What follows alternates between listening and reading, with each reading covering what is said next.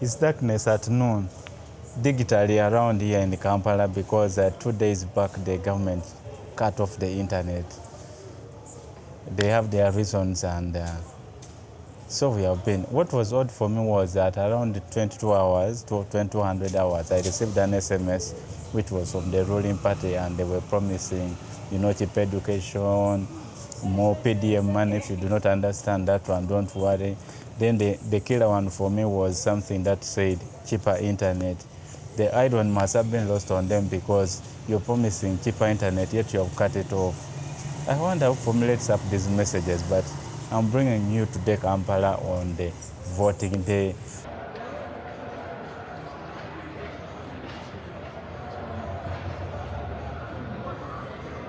So the so-called non-motorized corridor has always been motorized if you've been here, and it's sad to know that even as we go to voting, the trash seems to be being thrown on the streets. This is the normal Kampala that we are used to, and we know it is life as normal in the unnormal days, the unusual days.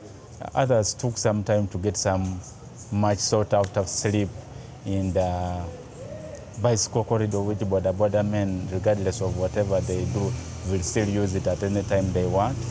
And some guy said, why not? I need some sleep, and there he goes.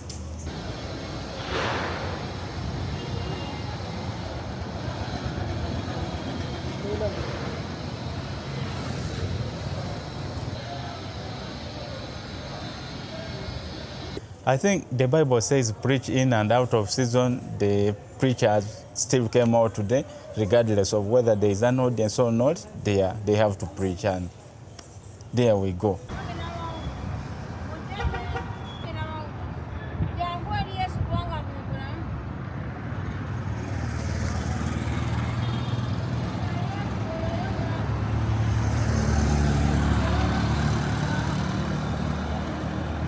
So I didn't expect, but this one got me surprising. I never knew that in Kampala city, the polling stations are actually in the middle of the streets.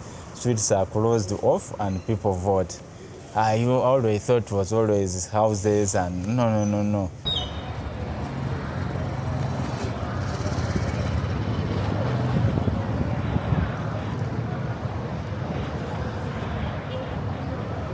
The machines that they promised us were going to work are not working. So I think most polling stations have opted for the manual way of doing things. You can imagine, after being promised that these are guaranteed to work, they work online and offline, and in the end of everything, they are telling you things cannot work. And if it would mean anything, it would mean changing the whole electoral commission, which the president was saying last time he began saying that his votes had been stolen, 1 million, then he moved the figure to 2 million, and he was still retaining the same people to head the commission where you say your votes were stolen. I mean, that is Uganda for you.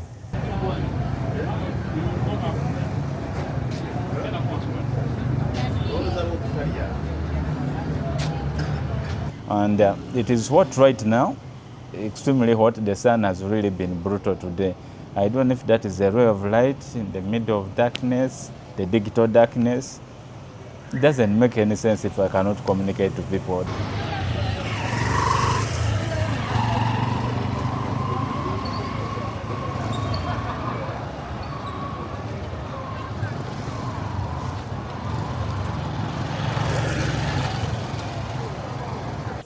Your most common popular transport around the city, I mean, these guys never sleep.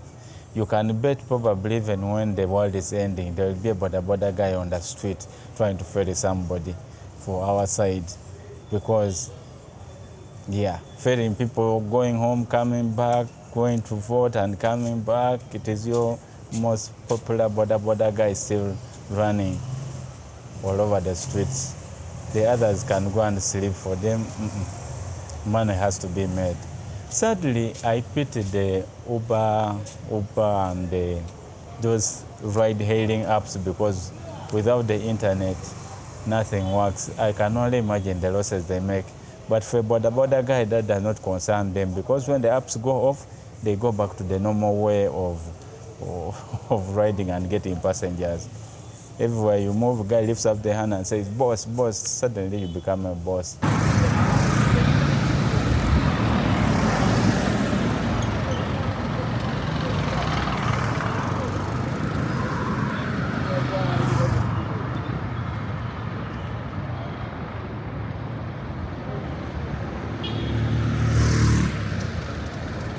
Even the tax park looks deserted somehow. If you compare the numbers on the normal days and what you're seeing right now, it already speaks to whatever is happening. People have gone out to vote and others are staying home.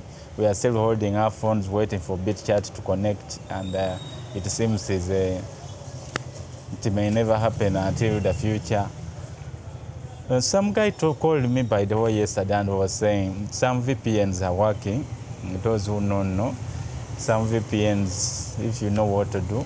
The last time when the internet was cut off, the people were in UTL who had access. I was telling somebody and they were like, does that even exist? Of course, the government guidelines, I've seen that there are some essential services that are running, like, banks and that kind of stuff. The funny thing, after all this is done and has faded out, some of the companies that make losses, which the last time I checked, like for the previous time, it was 10 days off, and it costed, the losses were around 330 billion. So you can bet there will be some compensations from our money into the companies for the losses they have made. And then after that, we shall be telling companies and investors, please come in Uganda. This is an open environment where you can thrive and make money. And then the internet is on the whims of whatever reason there is. For us, we do not even wait for things to get worse. We do things before. And as much as we say there is security is on top, we are handling things, but you go for the worst option. There is before you even things reach there.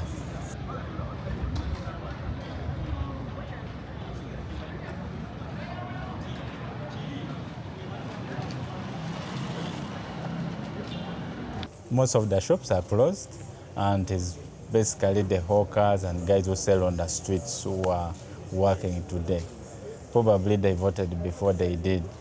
I don't know where you guys are voting from. Did you even vote? Just a simple question. You can put it down there in the comment section. Did you vote?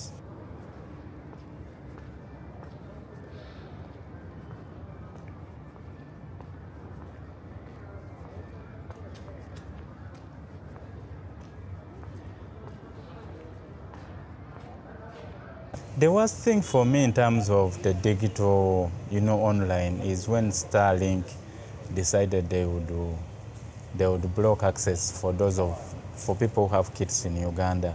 And I do not know if they know the damage they did for themselves, because their unique selling point was, in case the government says the net goes off, you can be sure that the satellite connection will continue working.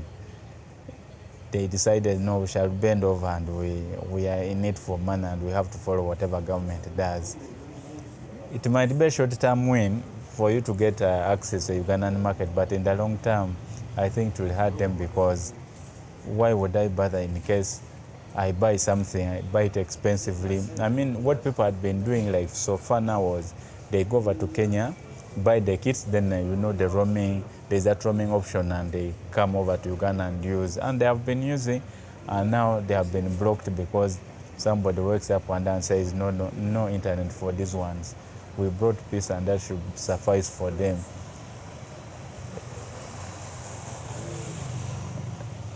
In the end, I think there are a lot of losers in this game. And when you look at it, like in Iran, we're told of course there are demonstrations as the citizens have risen up to demonstrate, and we are being told their kits were put on for free, like they have free access, while the few poor ones in Uganda have been blocked because the government says. I wonder where the criteria used for some of these things. Anyway, it's with Elon, it's all about the money. No wonder. It's always the money. No wonder he's a billionaire and I'm just here sitting in the street. hoping for a better Uganda and a better future.